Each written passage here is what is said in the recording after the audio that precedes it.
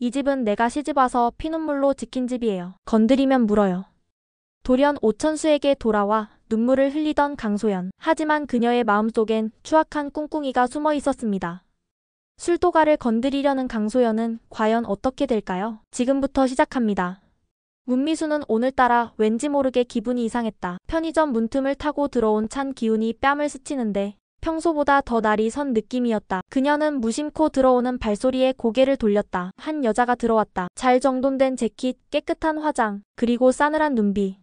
강소연? 오천수의 전처라는 걸 기억하는 데는 오래 걸리지 않았다. 강소연은 미순과 눈도 마주치지 않은 채 조용히 커피 진열대로 향했다. 손에 들린 핸드폰. 곧 조용한 편의점 안에 또렷한 그녀의 목소리가 울려 퍼졌다. 독수리 술도가라고 아시죠? 예, 거기요. 요즘 시골 양조장 하나 때문에 사람들 호들갑이던데 그 땅 조금만 흔들어도 다 무너질지도 몰라요. 뭐 누군가는 그렇게 만들어야겠죠. 말투는 차분했지만 말의 날은 서늘했다. 문미수는 손에 쥔 바코드 리더기가 사라질 것처럼 뜨겁게 느껴졌다. 순간적으로 손이 덜덜 떨렸다. 아무것도 아닌 듯한 통화 속에 담긴 뚜렷한 악의. 무언가 잘못됐다는 직감이 몸을 덮쳤다. 그날 밤 문미수는 참지 못하고 오천수를 찾아갔다. 늦은 밤 편의점 유니폼도 벗지 않은 채였다. 오천수는 무표정하게 문을 열었지만 미순의 얼굴을 보는 순간 눈빛이 흔들렸다. 그 여자.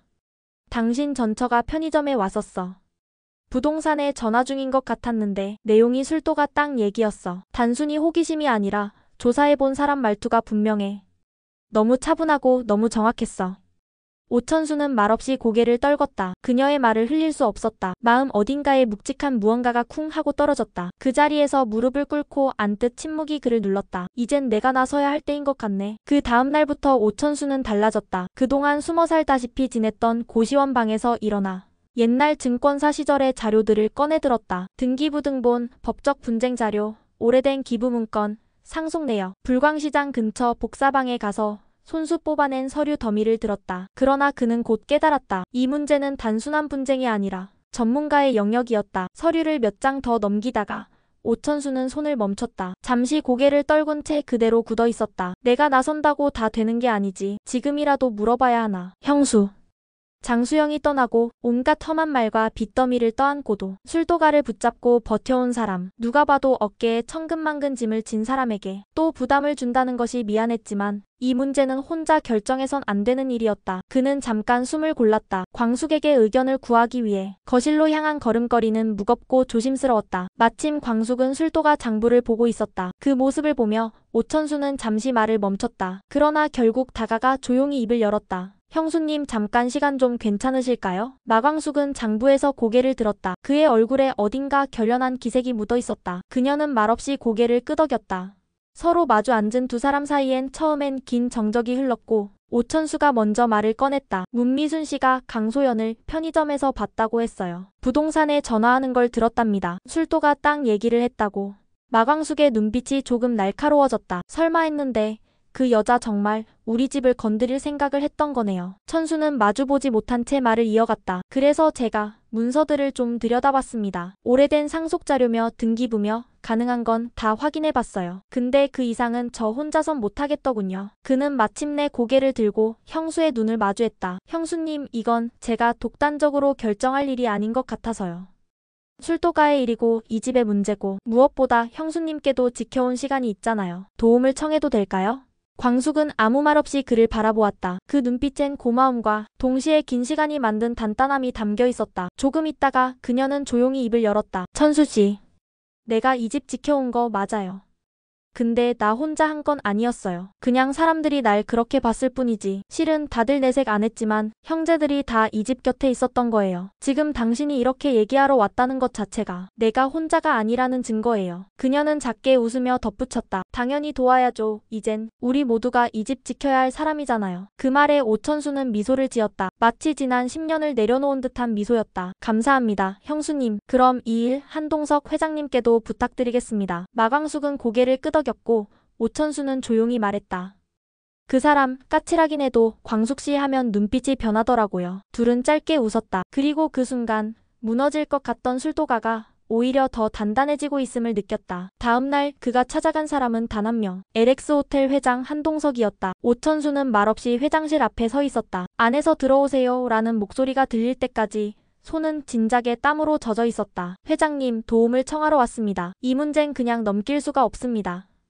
한동석은 잠시 고개를 들지 않았다. 오천수의 손에 들린 서류를 조용히 받아들고 페이지를 넘기며 조용히 말했다. 이건 부동산 싸움이 아닙니다. 그 여자가 노리는 건 이 집안의 균열이죠. 광숙 씨를 지키는 게 목적이라면 나도 이 싸움에 참여하겠습니다. 그의 말에 오천수는 처음으로 안도의 숨을 내쉬었다. 그가 믿을 수 있는 사람이 이 싸움에 들어온 것이다. 며칠 뒤 한동석의 법무팀은 오래전 술도가 일부 부지가 LX 문화재단 명의로 넘어간 기록을 확보했다. 그 땅은 과거 오장수가 사회공헌 차원에서 기부했고 문화재단 명의로 등기 변경되었지만 이후 따로 공표되지 않아 사람들은 잊고 있었다. 이 문서 하나면 충분합니다. 한동석은 조용히 말하며 서류를 책상 위에 내려놓았다. 그의 말투는 변함없었지만 그 안엔 철저한 계산과 단호함이 담겨 있었다. 얼마 뒤 법정. 강소연은 깔끔한 정장을 입고 나타났다. 스스로도 꽤 단단히 준비했다고 생각하고 있었고 모든 게 계획대로 흘러가는 줄 알았다. 이 문건은 해당 부지에 대한 소유권이 제게 있다는 증거입니다. 하지만 한동석의 변호인이 조용히 걸어나와 말했다. 재판부에 제출합니다. 해당 부지는 12년 전 LX 문화재단의 사회공헌 명목으로 기부된 국유화 구역입니다.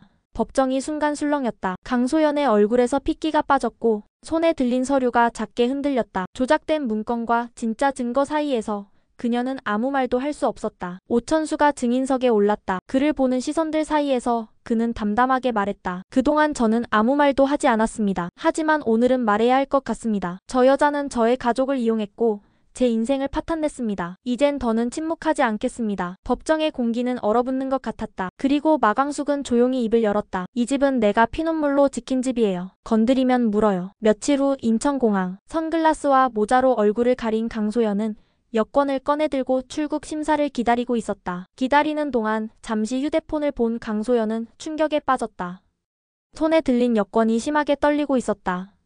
기사 속 사진은 법원에서 고개 숙인 본인의 모습이었다. 부동산 사기 혐의로 기소라는 굵은 제목. 댓글은 온통 조롱과 비난뿐이었다. 저런 여자가 펀드 돌렸다고? 사람 인생 망치고 이제 와서 도망치려고? 독수리 술도가를 건드렸다가 인생 끝났네. 화면을 끄려던 순간 손에 들린 휴대폰이 바닥에 떨어졌다. 진동이 멎은 듯한 고요함 속에서 그녀는 입술을 깨물며 허리를 숙였다. 수많은 시선이 느껴졌고 익숙한 자신감은 더 이상 떠오르지 않았다. 출국 게이트 직전 2명의 형사가 그녀 앞을 가로막았다. 강소연 씨 맞으시죠? 서울중앙지검에서 나왔습니다. 귀하는 문서 위조 및 부동산 사기 미수 혐의로 긴급 체포됩니다. 강소연은 말을 잇지 못한 채 그대로 주저앉았다. 쿵 하고 무릎이 바닥에 닿는 소리와 함께 마지막 체념이 비틀린 목소리로 새어나왔다. 왜 나만 이 지경이야? 왜 다들 날 짓밟는 거야? 그깟 시골 양조장이 날 무너뜨릴 줄이야.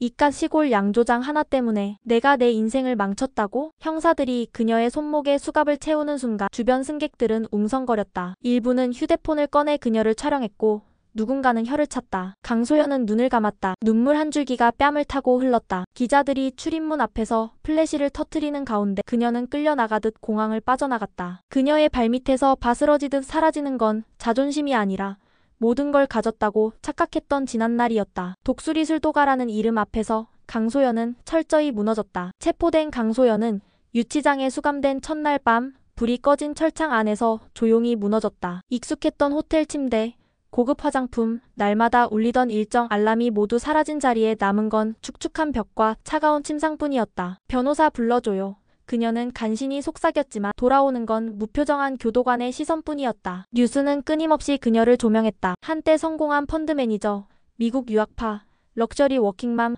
그러나 지금은 수갑찬 피해자. 그녀를 감쌌던 화려한 경력은 오히려 가장 큰 조롱거리가 되어 있었다. 며칠 후 첫 번째 조사에서 강소연은 제대로 얼굴을 들지 못했다. 수사관이 묻자 말문을 열었지만 말을 잇는 사이사이 숨이 끊어질 듯 끊겼다. 처음엔 그냥 약점 하나쯤 잡아보자는 생각이었어요. 그 집이 그렇게 단단할 줄은 몰랐어요.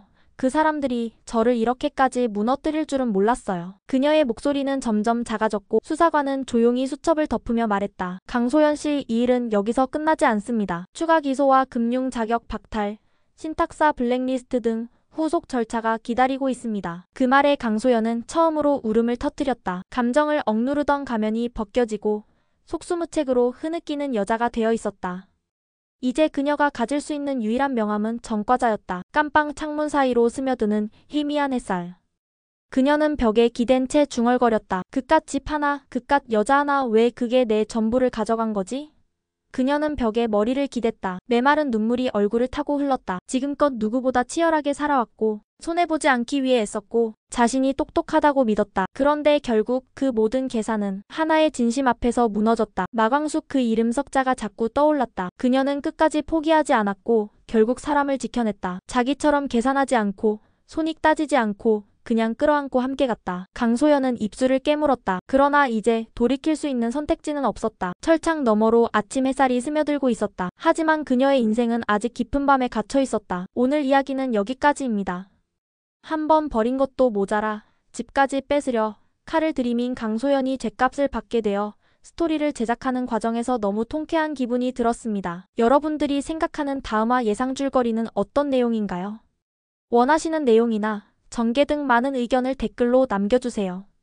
구독과 좋아요는 제가 이야기를 이어나가는데 큰 힘이 됩니다. 시청해주셔서 감사합니다.